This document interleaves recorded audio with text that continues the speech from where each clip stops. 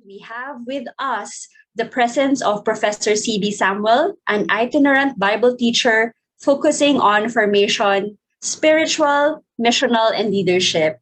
C.B. Samuel and his wife Selena live in Delhi and are involved in student ministry in a nearby university in their place. They have three children and six grandchildren that we are sure they are enjoying, especially during this time. So, friends, let us all welcome the message of God through our speaker for today, Professor C.B. Samuel. The topic that was given to me to speak on is basically caring for the vulnerable people during the pandemic. Now, I come from India and I'm actually, from Delhi, but now I am visiting Chennai. And the first time I have traveled for more than 8 months, I had to travel and in lockdown and all those factors being emphasized. And so it was a good experience to travel after a long time, which means that the situation in India is slightly better. But it was a horrible time. The pandemic was something that hit us in a very severe way, especially what we call the second wave. The first wave of the COVID was in 2020. I think the first few cases was actually in January of 2020. We had 3 students who returned back from somewhere and they were infected. And then it started off. And from March 25th of 2020, we were on a lockdown, which perhaps helped the intensity not being very severe in the first wave. But it was bad. But when the second wave began, what we say is in March of 2021, by the time we came to June of 2021, we had lost almost 500,000 people. The number is 459,875 people, and which means, nearly 90% of them, more than nearly 400,000 families have lost their loved ones in just a period of 2 years. And that is a big number, And totally, we actually had 34 million people who were infected by COVID in the last 2 years. And we are talking about figures which are impossible to understand. And even in the last, April and May of this year, the numbers were so high that almost 200,000 people died in just 2 months, and 100,000 people or more died in just the month of May. And when I'm talking about these figures, I must confess that I am among those who don't believe these figures as being rightly reported. I think the numbers were much more than that. The numbers, and I don't understand why there are attempts to cover up these numbers, because we knew that the numbers were very high because the hospitals were overflowing with people, and the crematoriums and the burial grounds were overflowing with people. But somehow the numbers didn't seem to tally with it. And only the government can understand why they do such things. But it was a very painful time. It was a painful time. And so when I share with you, the whole lessons that we have learned, it's not so much, lessons that I have learned as a health professional, which I am not, because each category of people who responded to the situation learned a lot of lessons. Definitely health professionals were in the forefront, having to deal with the number of cases, especially during the second wave, when what we call the second wave, we are not sure whether that is over, because when Murray said about the numbers coming down in Philippines, I was very happy. But of course, the numbers in India have come down, from the number of cases we had. Now we are still, as a nation, we had just 25,000 people infected every day, and which is a big drop, but it is still a very high number.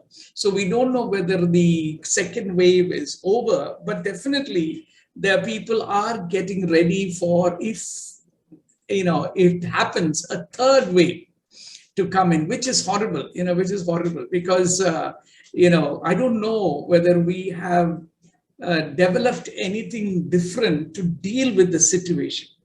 And the second wave, as we said, affected everyone, affected almost the whole country, and very painful experience. We lost friends, we lost family members, and we lost large numbers of people. And I think when we think about COVID, there are a lot of lessons to learn. Now, but unfortunately, what has happened is, I don't know whether God has created us that way. Our memory of the pain seems to fade away after some time. When I received your letter to come and do this session, I was trying to recollect, because it's almost 4 months or more than that, 5 months almost, since we felt the pain of the situation which is happening all around us, I remember reading, and I also know we lost a lot of what we call pastors and missionaries in our country. According to one report, they said nearly 500 pastors and Christian missionaries died in the April-May month. And my wife Selena has been involved with a few of them and their families, in keeping in touch and seeing how we can help them. And so, but when we look back, somehow we seem to forget the pain, because that seems to be the way it is. And I think it is unfortunate. And I hope we don't forget the pain at all. It's good to keep that alive so that we can learn lessons. And so what I wanted to share in the time that I have is lessons that I learned not as a health professional, which is not what I am, but as someone who was involved with people. We have a lot of lessons. Every institution has learned lessons. The government has learned lessons. Active social work organizations have learned lessons. Pastors have learned lessons, because it was something that hit everyone. It hit everyone. So I wanted to look at some of the lessons, and then I will hand over back to Michelle to do the rest of the sessions. And I hope it is useful. The first thing that happened, which I learned, was, in the first wave, it was all about numbers. It was all numbers. We just were reading the newspapers and watching the television, and it was about so many thousands have been infected, and the whole area in different parts of the country, the deaths that were taking place. Maybe one or two were people who we knew personally. In fact, I lost someone, a good friend, who just celebrated his 50th birthday, I think a few months ago. And he and his wife were having a foster home for orphan children.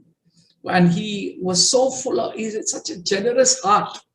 And when the lockdown happened, and many of the poorer people started moving out of their own workplace because there was no more work for them, he went out to distribute food for them. And what happened is that he was infected by COVID, and he died within a week after the infection. He was infected. And apart from him and maybe a few other names of people who we knew personally, the first wave was all about numbers. But when the second wave happened, we began to realize It was no longer numbers, it was names of people. Names of people. We actually knew people. And what is the first lesson that I learned is that pain has a face. Pain has a face. These are actual human beings, people who felt the pain. And the danger of institutionalization of response is that we don't tend to see the people. We see the numbers, we see categories of people, and even the category vulnerable, which is a very important category for those of us who are involved in activism, began to expand. Because when we use the word vulnerable, we used the term mainly for those who were in the margins, marginalized, perhaps more financially and politically exploited groups. But during the COVID, the term began to expand because firstly, they defined it by those who are vulnerable or those who have comorbidities. And then it included people like me who are in the senior citizen category. And we were told not to move out of our house because we are possibly, one of the groups of people who can be infected. And so the vulnerability term expanded to include people who had health issues. It included people who were senior citizens, as we call them. And then very soon, what happened is that vulnerability increased to people who were unemployed people. A lot of them lost their jobs, and overnight, they were on the streets, and some of them, in fact, couldn't handle the fact, and they committed suicide and mental tension. And what I began to realize is that the whole issue of working with the people, who are affected, is that they all are real people. And I realized the danger of institutionalizing response is that we forget there are people who are going through pain. And that for me was a very important lesson. Not that I didn't know that, but it came through again. These were names of people who we knew. And I remember many years ago, I was visiting a place in the central part of India where Gandhi, who we in India call as Mahatma Gandhi, used to live. And when I was visiting the place, outside Gandhi's house, he lived in a compound where we in India call it an ashram, a kind of a meditation place. And when I came out of Gandhi's house, went to see the place, I was talking to someone who was guiding us around as to whose house was adjacent to Gandhi's house on the left side. And he told me that was Gandhi's secretary's house. And then he wanted to know whether we wanted to know, whether as a group, whether we wanted to know whose house was on the right side of Gandhi's house. And I thought it must be someone else who was also a secretary. But what he told me was, when Gandhi became so busy with national issues, he found that he was losing touch with people's pain. So during one of his trips, what he did was he met a person who had leprosy, and he requested him to come and stay in this area where Gandhi lived. And he told him to stay in the house which is adjacent to his house on the right side. And every morning when Gandhi was there, one of the things that he used to do was he will get, after he finishes his meditation and other things, was to clean the wounds of this man with leprosy. And he used to bandage him. And he used to start the day like that, because Gandhi was aware that sometimes as we get involved in activism, we can lose touch with people in pain. And during the COVID, one of the important lessons we learned was that these are not numbers we are talking about. 20,000, 40,000. And in Delhi, it was, big figures like, 50,000 a day. And it was all around the place, 100,000 people dying. Yes, these are all very important numbers. But on the other hand, these are real people. And the first lesson I learned was that pain has a face. The second important thing that I learned during the time is that our response became suddenly very holistic, very holistic. Of course, each of us had our own areas of expertise. But COVID started off firstly as a health issue. People were talking about this virus which has come in, which affects people's breathing. But very soon we learned it was not merely a health issue. It was not merely a health issue. It had other implications. People were totally broken. There was a whole sense of fear, and talking to some of the friends who I know who were in the intensive care during the time of COVID, because they were struggling, and praise God, they came out of it. But when they talk about their experience, they talk about the painful memory of that experience and the fear that gripped them as they saw around them people dying each night or each day. They were suddenly faced with the possibility that life will not be there with them forever. And I realized that there was this whole emotional and the health workers who were basically health professionals, who were basically trained to deal with the physical aspect, found themselves at a place where they were not adequately equipped to deal with the emotional aspect of the struggles that people were going through. And also, it was not just the physical and it was not just the emotional. There was a crisis of spirituality, because many of them were asking questions as to where is God? Will God help? What is the situation? Not just the people who were affected, their families were affected. And, and what happened is that during the COVID, we began to realize that if you want to respond to situations, we have to be more holistic. Yes, expertise in one area or two is important, but humans are not just physical beings. There's a whole area, and not just individuals, whole communities, because we realized the first thing that happens is that when a person is infected and they are struggling, first when they're infected, they will go to the doctor or they'll approach a doctor and get a prescription for what to do. But as the person begins to experience breathlessness and the family is troubled as to what is going to happen, what happens is that I realize they call someone who's a friend, and usually in the Christian context, they call the pastor. And the pastor had to suddenly become the one who will find ways in order to get these people to the hospital.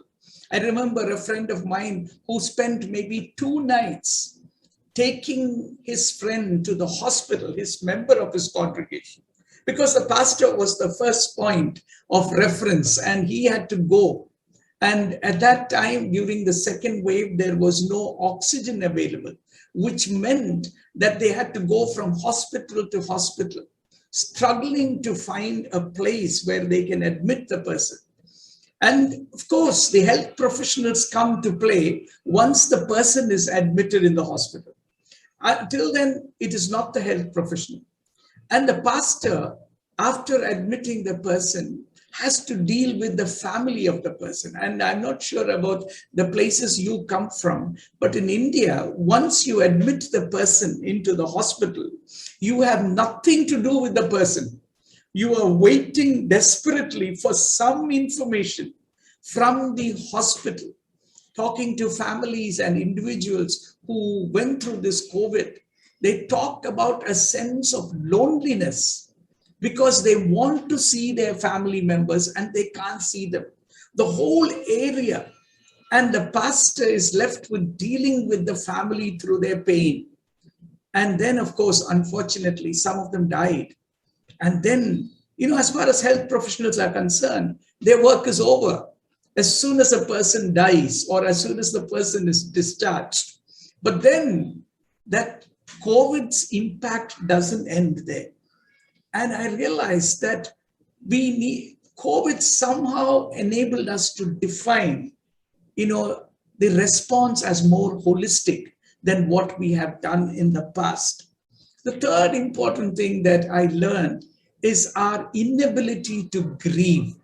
I don't know about where the places you come from, but unfortunately, in our context, I realized that somehow, especially in the Protestant faith, we have been somehow brought up in such a way, maybe we can discuss why it happens, that we don't grieve. We totally misinterpret Paul's teaching to the Thessalonians when he says, don't grieve like the Gentiles or the pagans. He doesn't say don't grieve, but somehow we don't have that kind of an understanding. And I realized the shallowness which people have with this triumphant hope, where they announce with the, God is going to do that. I remember the number of times Psalm 90 and 91 were quoted, that even when, people die all around you, nothing will happen to you. And this kind of claims were quite empty. People were struggling with issues. I remember in the first wave when a pastor, when he spoke and said, he sent a message out to say that no full-time workers have been infected by COVID. Praise God. And I wrote to him and said, that's not true. There are a lot of people who have died, just because they don't know, the claim that God won't touch Christians, and especially if you're a good believer. It's basically because we don't have a good understanding as to how to grieve. And we have lost those rituals and relationships that help us to grieve.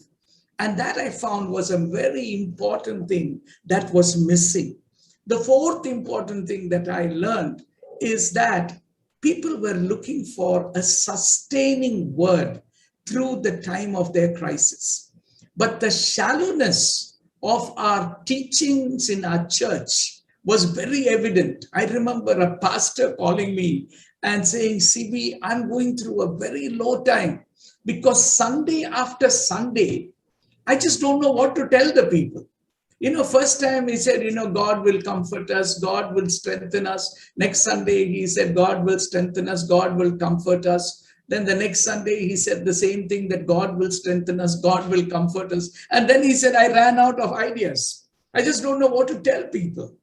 And basically, our shallowness, because we have a very selective use of the scripture. And most of the people are very good in knowing all the promises in the scripture and not anything beyond. So there was a lack of depth in our understanding. That was something that I found was missing. The people wanted something that would sustain them during that time. And then another important thing that we found, that COVID brought us face to face. I'm talking about the general public with these structures in our country.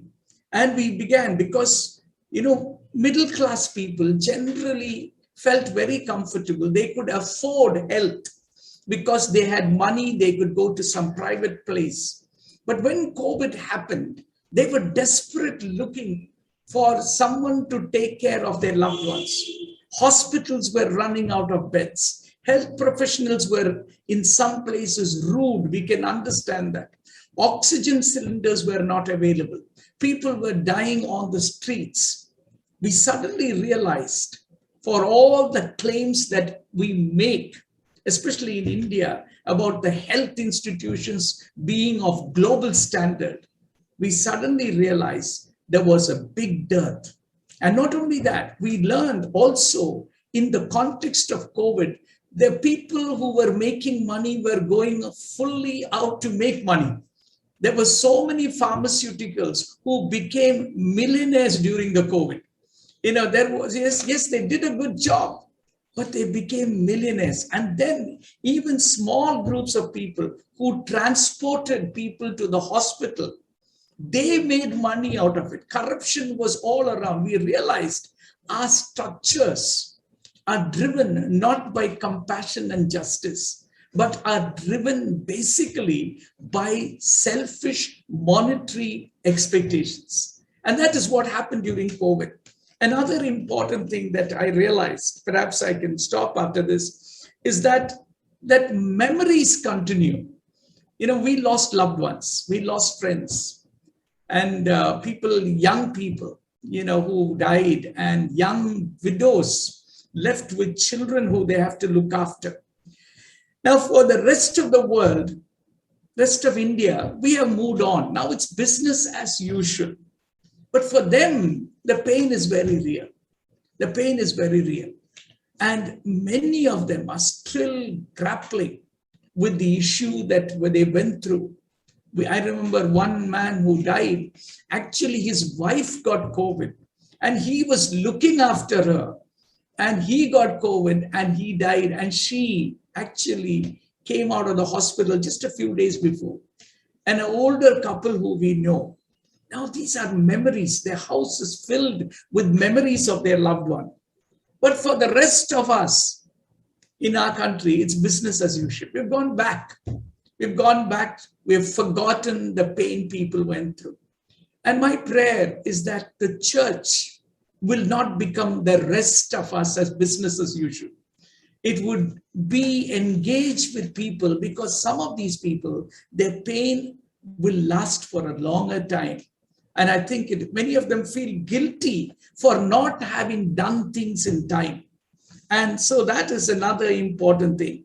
And then finally, as I said, the COVID left a lot of people affected, not just physically. Some of them died, but many of them perhaps didn't go through death, but went through an economic crisis.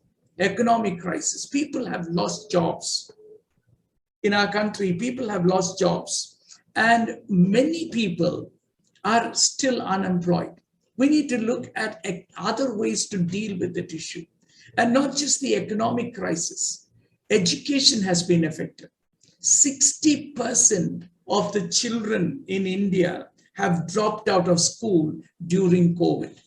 And especially the children of the poorer people. Because all these things that we developed using social media didn't work for them. Many places there is no signal for the phone, and many of them could not afford the phones which were required. And so the economic crisis has been a major area. The poor generally in India seem to have survived the health aspect of COVID. In fact, people who we know who are poor look at us who are middle class and say, this COVID is your sickness, because many of them did not get affected, but they felt the cost of it in their economy and in terms of the education of the children. And so basically, COVID taught us many lessons. I'm not sure we learned lessons well. We taught us a lot. But I think as we look into the future, there are a few things which are clear for me. One, talking from a Christian perspective, from a church's perspective, we were quick to respond in care, but I don't think we were deep in responding to care, because we did what was immediate, a kind of an impulsive knee-jerk response. But I think we didn't go beyond that. And, I think one is that our theology is exposed because we don't have something that will help us to handle grief and pain and to be involved in the lives of people. And I think there is a lot of goodwill in the people wanting to do something. But unfortunately, again, we have institutionalized care. We've institutionalized care, but COVID said you can't institutionalize care. We need the whole country, all of people to be involved in some way. And I hope we won't lose out on the voluntarism that we developed. And as a nation, I realized, many of us have realized, that we can't trust the the state to actually keep people's welfare in mind. They changed the figures, they did things which they were more worried about the image rather than useful, effective response.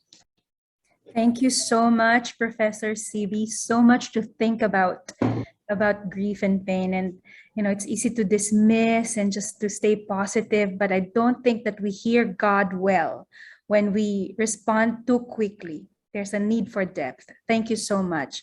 At this point, I would like to call on Dr. Melba Magay to give her brief response. Now, what CB has shared with us is mainly the fact that while we are very good, as I said, with caring, whether we are health professionals or just church people, I think it's very important to hear what he said, that our spiritual caring is not deep enough. And I think it's very easy for all of us, as Sylvia said, we are people who do not think it is spiritual to grieve, to lament the pain that is before us. And maybe we need to hear very carefully what this means for our spiritual and also emotional health. One of the things that I have begun to realize is that this COVID is actually an invitation for all of us to look at carefully the mystery of life and death. And we have no easy answers. And I think that's why Scripture does not give us any explanation. What it tells us is that we must weep with those who weep. It did not say that you should counsel those people and give them false comfort. But the injunction is actually to weep with those who weep. And I think that we can do like Pastor because in the end, there is really nothing to say. There is not much that we can say. And we just need to face this mystery of our life and of our death. And simply weep with those who are weeping among us. And one of the things also that struck me about CB's narrative was that it evolved from simply thinking numbers, 40,000 and so on and so forth. And then in the second wave, it comes too close so that we know of friends, of pastors, people that we really care very deeply about being lost. And then, of course, the fall to be holistic in our understanding of what is happening before us. I share his sense that this is not just a health issue, but also I think this is a very important and significant event spiritually. Unfortunately, we are not there as a church. It's very easy to become, as he says, professional development or health workers who mostly minister in these ways. These are very important.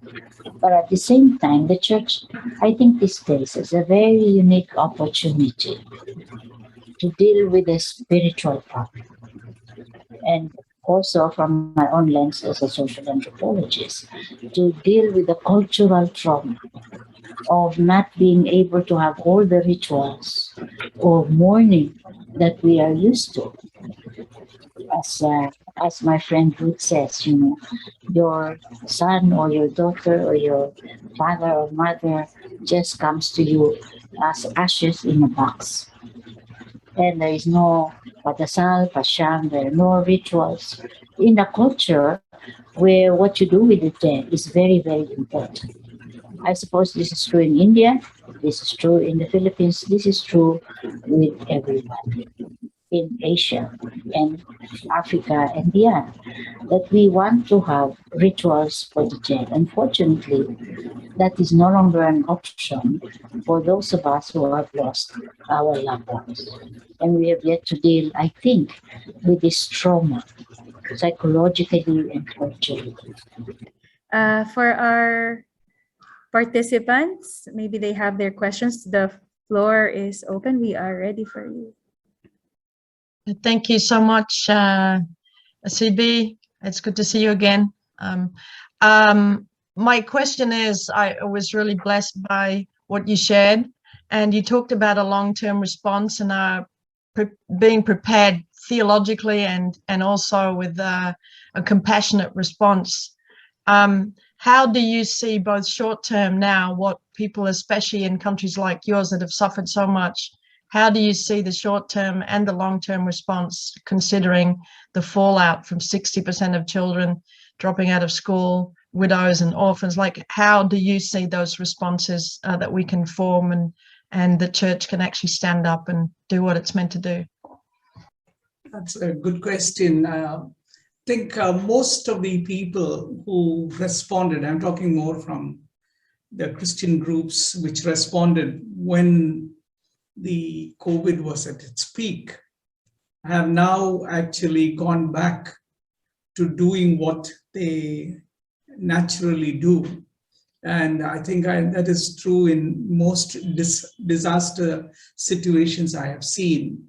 At that time, we have a sudden impulse to do what we think we can do. But very soon we go back and forgetting that people who have been infected or affected by it still continue to struggle with these issues. And so I think if I were to give in terms of percentage, I think 90% have gone back to doing what they were doing before. So which means that we have lost touch with people and their pain. And my suggestion, my thing which I've seen is some groups have taken on specific issues of interest, like education, for instance. And they worked on it because a large number of children have been affected. And what has happened is that there are more non-church organizations. I'm talking about many of the civil society organizations which have taken on education and are trying to see how best they can come alongside.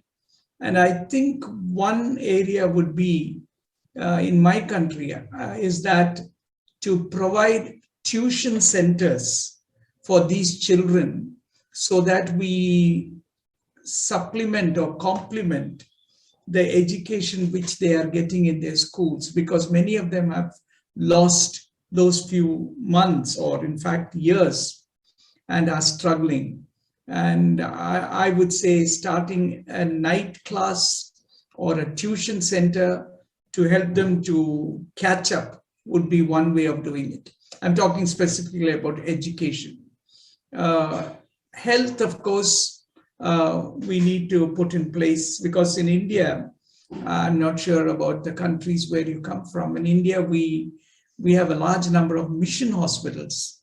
And in fact, they were bearing the brunt of care in rural India, because most of the places, the only non-governmental health intervention is largely Christian hospitals. And they are continuing to work in the community, and they are continuing to provide mental health help. Now, these are some of the things I would say. But for most of the Christians, like most of the rest of the world, we have quickly gone back to doing what they like doing, and that is look after their own sheep rather than to care for people outside. Thank you so much, Professor CB.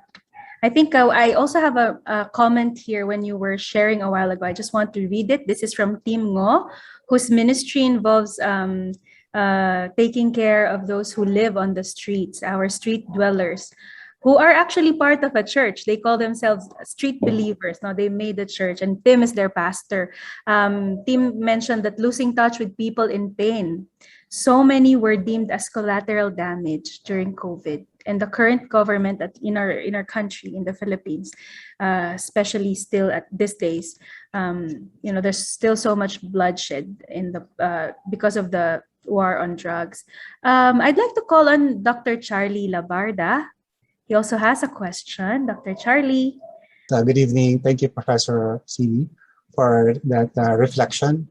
I just have a question because most of the ministry that we are now doing, especially in our communities, takes place in virtual platforms like this one, Zoom and Google Meet. Even though our meeting with students are in virtual spaces, so many of the probably vulnerable communities where we sometimes minister takes place in meetings like this. No? So my question probably could be a little bit theoretical, but I'm curious, in your experience in India or in some other places, is it really possible to communicate compassion and human connection in these virtual platforms? Because I think this will be the new normal for many of the forms of interaction that we'll have in the future. So what are your thoughts about this? Thank you. Thank you. Thank you for the question. I think there is limitation of a virtual presence which to provide compassion. But because I've learned, I heard that you were introduced as a doctor. So I'm assuming it's medical doctor, is it?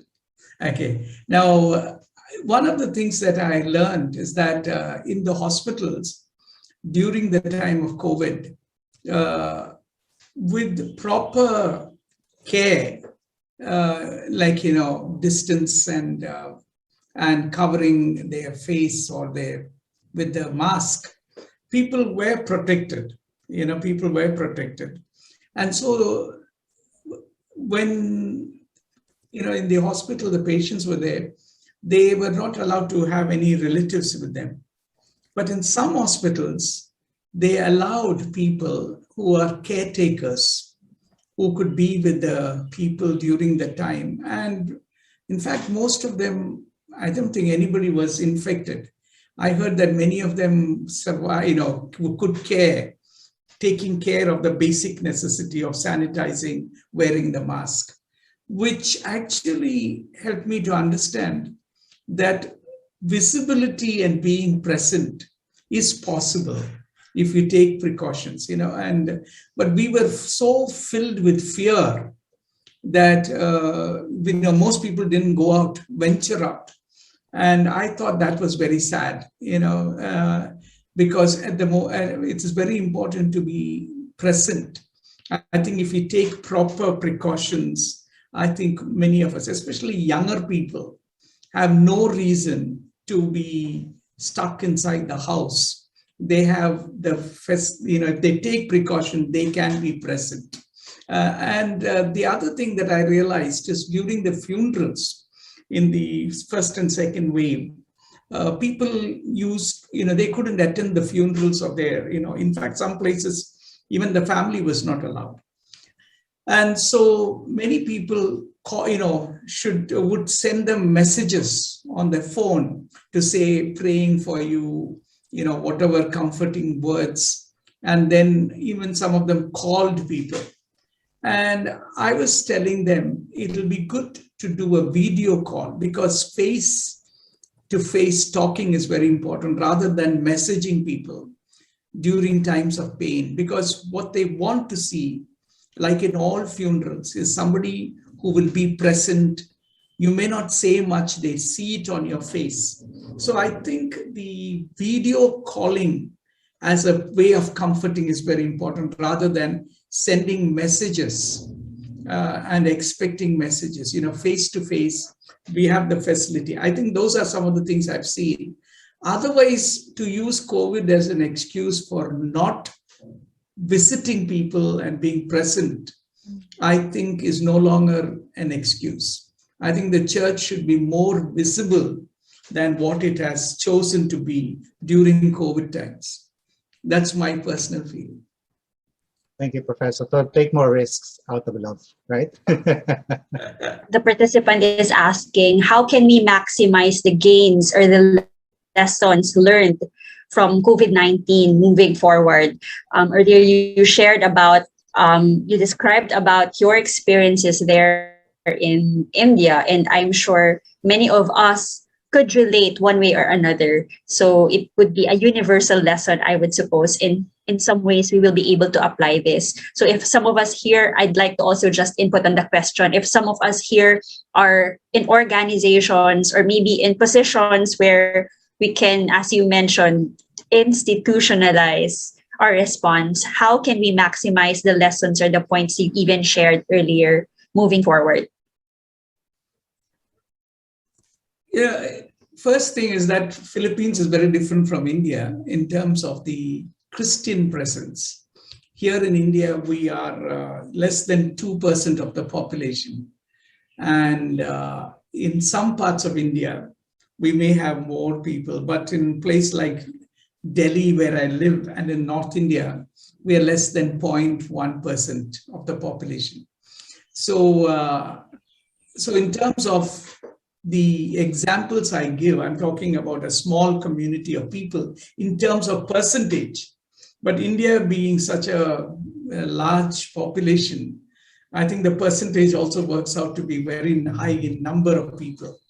So when I think of maximizing, I think the first thing that I have seen is that during the COVID, there were, most of the church was willing to contribute in some way or other. There was a lot of voluntary commitments. People were willing to cook and send food. People were willing to, be available for people to take them to the hospital and things like that. And which told me that, by institutionalizing care, we have made care some kind of a specialization activity. But care which institutions provide is only a certain percentage of the care. Most of the care is provided by families. And, they were the ones who were looking after people. And even after people came out of the hospital, the families continue to take care. So I think if we can move the center of care from the institution to actually families and communities, we would be better off than today. COVID is not much of a problem in many parts of India. But this morning I got a message that in our neighborhood where we live, 2 people have been infected by COVID. So we are a little concerned that it's going to come back. And the community is rallying around. They have, sanitized the house, made sure somebody will provide food. And I think the family and community should become the center of care. And hospitals and institutions can provide the expert input. That's how I would see it. And that would be one way forward, because we have handed over too much of things, both to the state and to the institutions. And they have messed up in COVID, their ability to respond. That's just one example. All right. Thank you, Professor CB. We are emboldened to really carry the torch of Christ in the darkest areas. Team Ngo has a question. Team, I'd like to call you on the screen. I wanted to ask, what would be a good way to invite those who are in church leadership to be open to adopt different practices, like in terms of making those venues for grieving, making those venues so that they can journey with others to see the vulnerable, because a lot of church leaders during this time of crisis have hold on even more to traditions and giving answers. So how can we deal with people who are stuck in their ways? Uh, I, I think church leaders generally were shaken up in India with the COVID. They ran out of ideas after the first few months. All that they could do was move to social media. But then they realized even in social media, they were not sure that they had their audience, because in social media, you don't have to join. You can join and put your video off, and church leaders didn't know whether the people were around, and the number of people watching their programs were very few. And they also realized that the people had many choices, and they were perhaps not attending their church. They were going off, and some of them even traveled far from their own communities to other locations to listen to a good sermon. And I think that was what I noticed in my country. And very soon they desired for the lockdown to be moved out so that they can get back to normal, basically because they were not sure whether their audience was still around. And but I think what would be a good point is helping them to reflect on the facts of the COVID, which would help them to understand, that what actually happened. Because many of them are not in the neighborhood of those who reflect. And it will be good to have them to perhaps think about it and talk about it. And I think that is something that I have found not everybody is interested, unless they have been infected. One particular pastor was so radically affected by what happened to him. He and his wife were infected, and they were in the intensive care at the hospital, and they were almost sure that they were going to die. And I was listening to him, because after 3 months, he joined the pastor's meeting when they asked him. And he said, while he was there in the hospital, in the intensive care, perhaps one of those hospitals where the health workers were struggling, he said through the night and day, he could hear people calling out for help, and nobody was there to help. And he himself went through that pain. And as soon as he came out of COVID, he went back to the hospital and requested permission to visit the people. So every day he would go at about 9 in the morning. And because he was already infected, until 4 in the evening, he was available to care for people. And he went from bed to bed in the intensive care and sat and spoke to them, helped them. And he found that his whole life had changed because he himself had gone through pain. And I think it will be good for such examples to be, ministering to pastors, of pastors who were infected. I don't know whether I answered your question, but that's what I would do. Tim, would you like to respond? Tim? Yes, I think thank you so much for your insight and suggestions. Yeah, I think that's very good to be with them in how they were affected, and to see how things are because it's not new to them anymore, that there are people are not looking anymore into those online, that they can go to a mega church like every Sunday if they want. They can go to anywhere they want in the world. Yeah. So yeah, to reflect on the realities is really a very good place to journey with them. Thank you so much, Tim, for that question. And of course, Professor CB. We have one last question from Vanuatu. Thank you so much. Hi, everyone. I have a question. Firstly, I want to appreciate and thank Professor CB, for the good presentation that you did. For me, this is a really good insight, and it helps us to prepare. In Vanuatu, we are COVID-free, and we haven't got this experience at all. And from your presentation, this is so helpful. And I wish the pastors could hear your presentation and they can help the congregation members.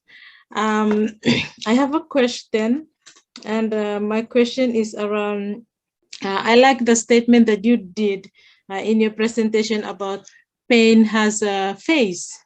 I can relate well with that in terms of World Vision response to disasters, cyclones, and earthquakes. And when I heard this statement about pain has a face, for me, it really stood out. And this statement is really real. Looking at pain, it has a face. And especially when people grieve during loss of loved ones, maybe first hours, first days, and then it comes to the second phase.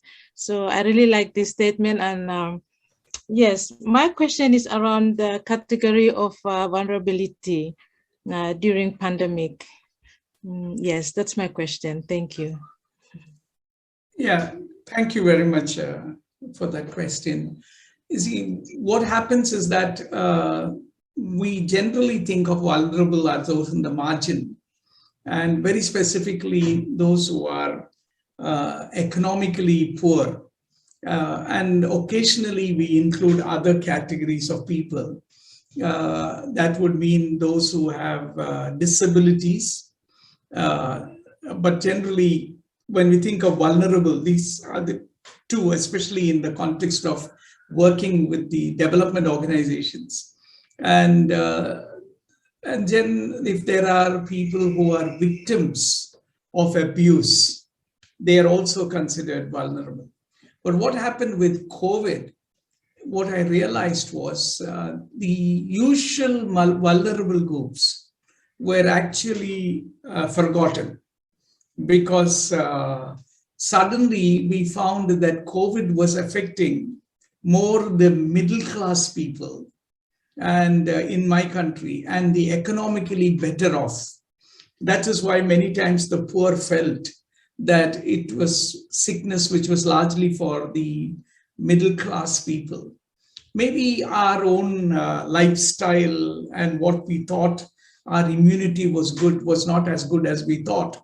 And so the whole shift took place in such a way that all the attention of healthcare and everything was related to those groups which were in demanding care, which was largely the better off people, not the rich, but the middle class. But in that we forgot actually the effect of COVID on the usual category of vulnerable. And we, until when the government announced in my country a lockdown, which meant workplaces were closed, and those who were better off did not lose their jobs in the beginning. They moved from office to work from home. But nearly 40% of the employed people in my country were not employed in corporates and in the government and paid jobs. They were basically vendors and daily wages. And they suddenly found themselves in a place that there was no guarantee of salary for them. And they were on the street. They had to return back to their villages. So in a city like Delhi, we suddenly found the vulnerable becoming visible all around us, because they were on the road, there was no food. And that was a voice of the vulnerable to say, hey, this COVID is affecting us also.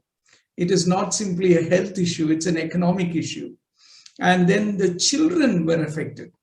And the children of the poor and the children otherwise also, domestic violence increased.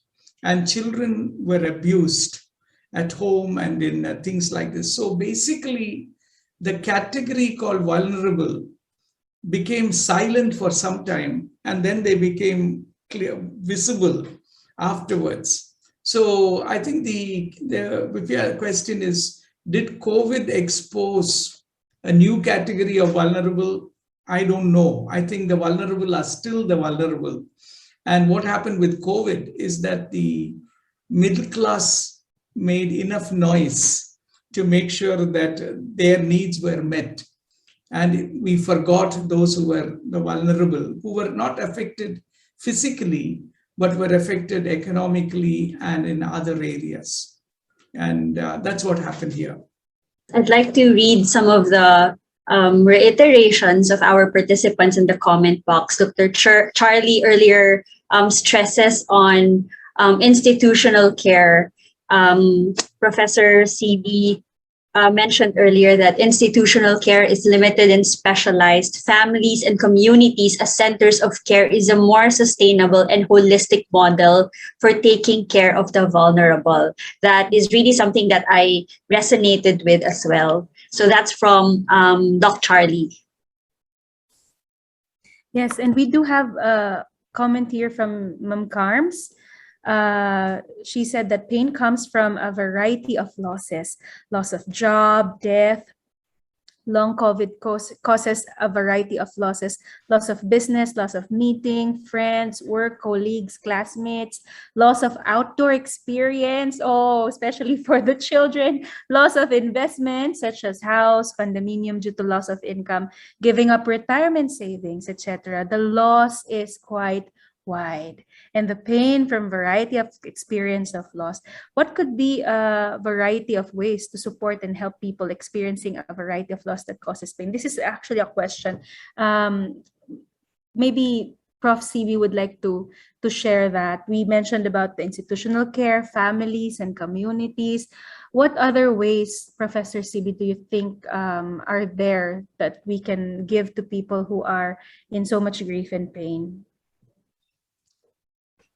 Yeah, I think some of these things, I'm looking at the list now, are much more concrete in terms of response, the loss of investments and loss of, business. I think there are ways in which those things can be handled, but there are some losses which are not so easy to respond to.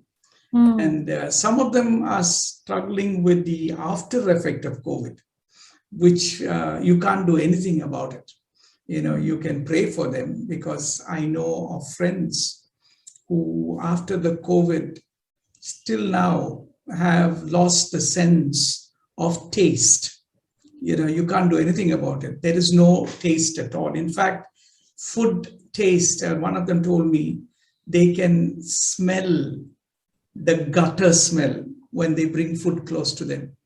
There is no taste at all. And the doctors have said it would take months for them to get their taste back. You can't do anything.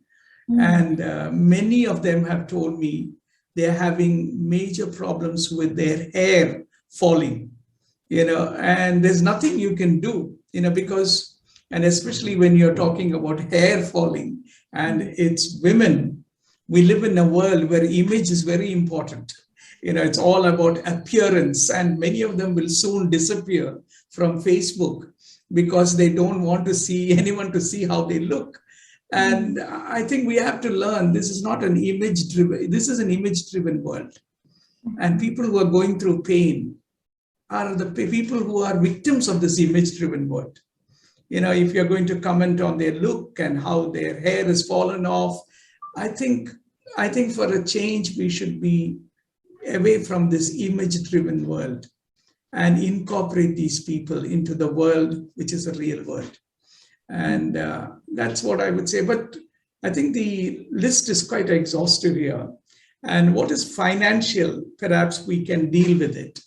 But loss of friends, and of course, outdoor experience, two categories of people I know are struggling with it. One is children, second is older people.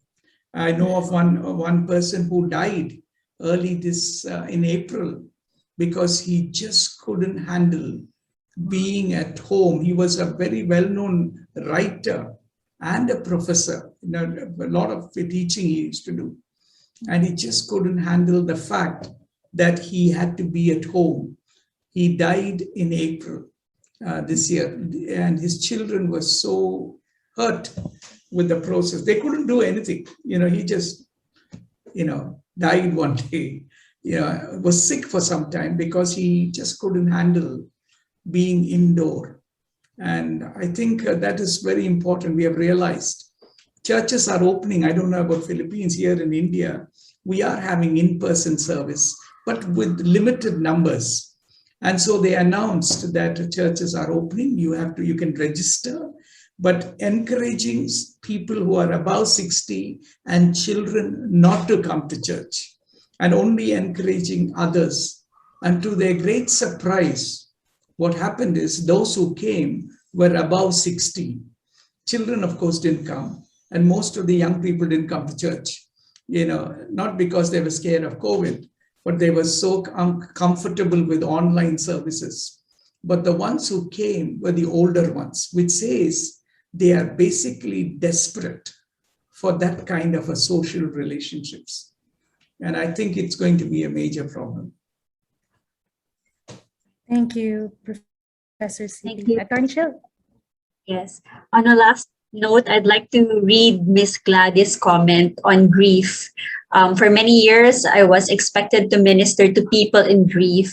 I really didn't know what I was doing.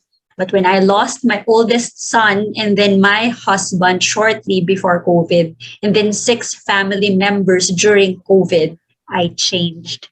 So this is quite a riveting comment, and perhaps we can not just empathize, but really learn that compassion and the humanity that we have to carry as we try to solve or even attempt to solve the crisis before us. It's really, really very important, the humanity and the compassion. So thank you for sharing your comment with us, Miss Gladys. So thank you for everyone who shared their insights, not just in our main comment section, but even in our breakthrough or breakout rooms. And thank you, Professor CB, once again for sharing so much to us. We've learned so many insights, and I'm sure all of our participants enjoyed our discussion. Dr. Magay, we're ready for you.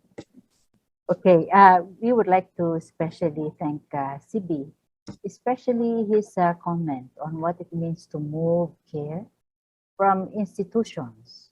Of course, hospitals and other, health places have their focused attention also on this. But I think it's important now to recover what it means to care as families and as communities. That's, I think, a very good advice for all of us. Also, his comment about visibility and presence. Carms has talked about different kinds of losses. We've lost friends, our neighbors, our families, relatives, and that loss, and jobs and so on, opportunities. That loss, I think, is very deeply felt by all kinds of people. And this is a very good time for the churches to move in with the hope that we have in Christ. Because it seems to me that this is a great spiritual opportunity. God has allowed us to be scrambled. He scrambled our lives, He scrambled our ways of doing things and so on. And I think we need to think a little more carefully, what is God saying to us?